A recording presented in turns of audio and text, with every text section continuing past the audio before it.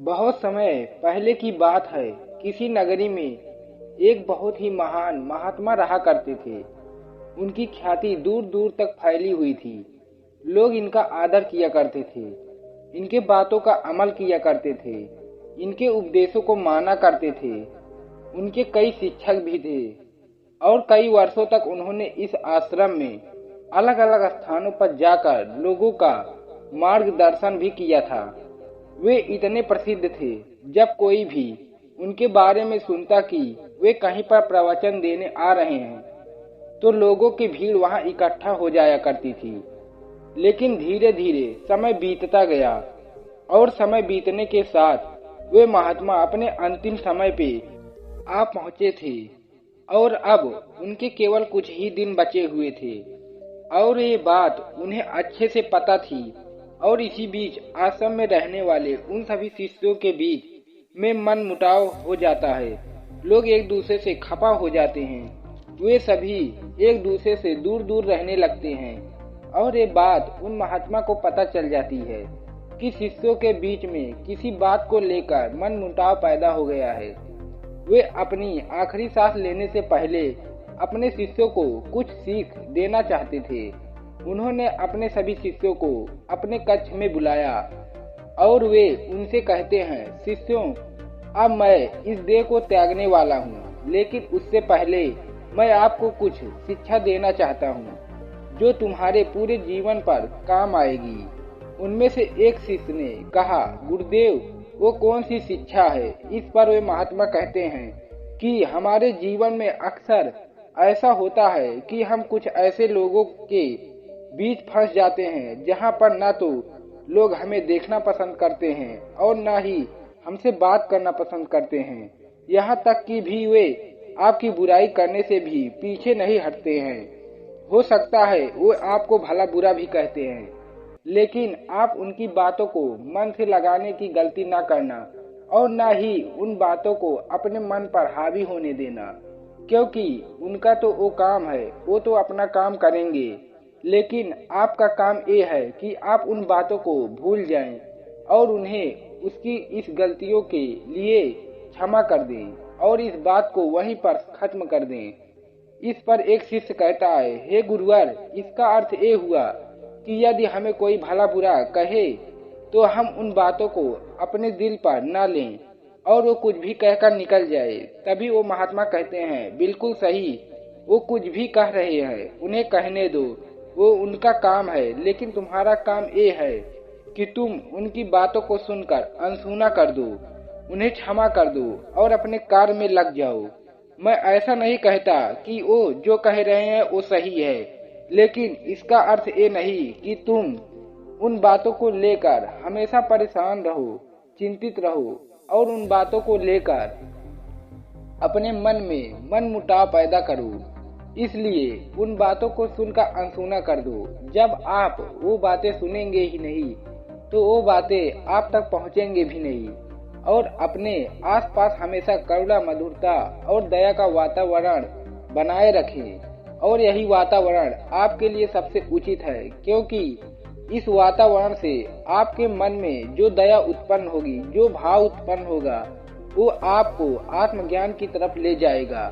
आगे वो महात्मा दूसरी सीख बताते हुए कहते हैं कि अपने जीवन में हमेशा उन बातों को भूल जाओ जिन बातों से आपका मन कमजोर हो रहा हो या फिर आपको कठिनाइयां उत्पन्न कर रही हो, बल्कि अपने मन में साहस उत्पन्न करो और हर परिस्थितियों को एक चुनौती समझकर उसे एक सीढ़ी बना लो और उसी पर चलकर तुम्हें आगे बढ़ना होगा।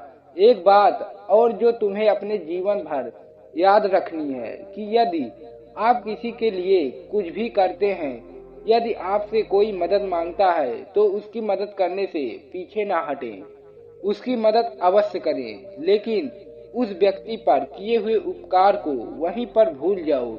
ना ही उस व्यक्ति को कभी ये जताना कि आपने कभी उसकी मदद की थी और ना ही अपने आप को महान समझने की गलती करना कि कभी आपने किसी की मदद की थी, किसी की सहायता की थी।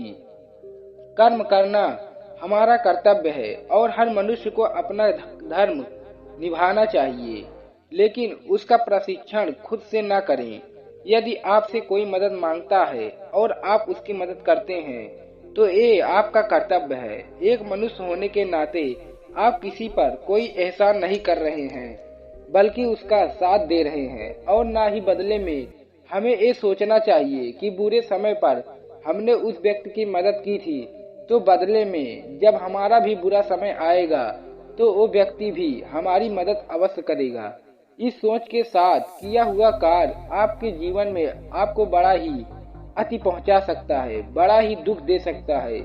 इसलिए जो भी कार्य आप करें उसे निस्वार्थ भाव से करें। ये भावना आपके अंदर होनी चाहिए, प्रतिकार की भावना से ही नहीं कि हमने यदि उसकी मदद की थी तो उसे भी हमारी मदद अवश्य ही करनी चाहिए। आगे वो महात्मा अपने शिष्यों से तीसरी सीख बताते हुए कहते हैं कि स्वयं के परिश्रम पर विश्वास रखो। अपने जीवन में जो भी मेहनत करनी है वो आपको खुद ही करनी चाहिए, क्योंकि स्वयं से किया हुआ परिश्रम और उससे मिली हुई सफलता या फिर उससे मिला हुआ फल अत्यधिक मीठा होता है। हर व्यक्ति को अपने लक्ष्य को पाने के लिए जो भी मेहनत करनी है उसे वो खुद ही करनी चाहिए। यदि कोई व्यक्ति कड़ी मेहनत करता है और स्वयं पर अपने काम पर अटूट विश्वास रखता है तो वो जीवन में हर चीज पा सकता है, वो हर लक्ष्य को हासिल कर सकता है। ऐसा करने से आपके अंदर एक अलग आत्मविश्वास भी जागेगा और आत्मविश्वास एक कुंजी का काम करती है जो हमारे आने वाले लक्ष्यों तक हमें पहुंचने में मदद करती है। और जब आप खुद पर मेहनत करते हैं, खुद से काम करते हैं और अपने आप पर विश्वास रखते हैं तो आप हर उस मंजिल को पा सकते हैं जिसकी आप कामना रखते हैं। आगे वो महात्मा अपनी चौथी सीख बताते हुए अपने शिष्यों से कहते हैं, यदि तुमने यह सीख अपने जीवन में उतार ली तो तुम्हारा जीवन बिल्कुल सरल और सफल हो जाएगा। क्योंकि यह सीख तुमने अपने जीवन में उतार ली तो इसको तुमको भीतर से अलग ही संतुष्टि प्राप्त होगी, एक अजीब सी शांति महसूस होगी। जब हम में से कोई भी इस संसार में जन्म लेता है तो वह अकेले ही आता है, कोई उसके साथ नहीं होता है। और जिस तरह से जन्म लेना तय है ठीक उसी प्रकार से मृत्यु भी आनी तय है। वह अंतिम समय भी आना बिल्कुल निश्चित है। और यही जीवन का सबसे बड़ा सत्य है कि जिस तरह से हम खाली हाथ इस संसार में आए थे उसी तरह से इस संसार से हमें खाली हाथ ही जाना है। तो हम पूरे जीवन भर लालच में क्यों पड़े रहते हैं? क्यों हमें किसी भी चीज की ओर पाना है उसके लिए हम लड़ाई कर लड़ते हैं, झगड़े करते हैं, मन में द्वेष पालते हैं, लोगों से ईर्ष्या रखते हैं और ये सारी चीजें हमारे जीवन को बर्बाद कर देती हैं और हमारा पूरा जीवन इसी में व्यर्थ हो जाता है। और देखते ही देखते हमारा अंतिम समय हमारे सामने आ जाता है। इसलिए आपके पास जो कुछ भी है उसी में खुश रहें, प्रेम को अपने मन में जगह दें, क्योंकि ये आपके अंदर वो मधुरता लाता है जिससे लोग आपको प्रेम करते हैं, लोग आपके आस पास रहना पसंद करते हैं, लोग आपसे बातें करना पसंद करते हैं। जिस दिन आपने अपने भीतर वह संतुष्टि दे दी उस दिन आपका जीवन सुख से भर जाएगा। हमेशा अधिक पाने की चाह और हमारे पास सबसे कम है का दुख हमेशा के लिए खत्म हो जाएगा। ये सारी बातें कहने के बाद महात्मा अपने शिष्यों से कहते हैं कि अब तो मैं जा रहा हूँ, मेरे जाने का समय आ चुका है।